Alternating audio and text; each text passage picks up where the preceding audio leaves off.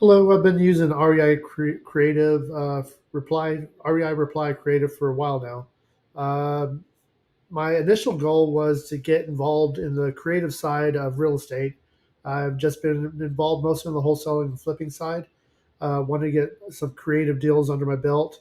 Um, Coming up with that, my experience so far has been with the AI.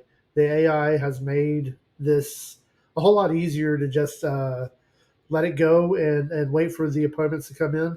I average between 1 and 2 appointments a week. That's one of the best benefits is you can let the AI go and set the appointments, and after that, you just step in and make the calls and talk with people, and that's about it. Uh, Anybody who's on the side trying to debate of whether to go with creative REI reply, the AI puts it over the edge. Right now, you, you just let it go. You let the AI start talking with the people, and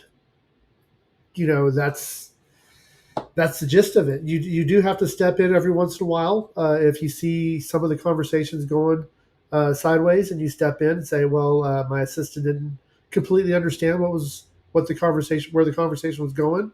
You step in, you make the call right then, and you have an appointment. So, but yeah, I've had a great experience so far.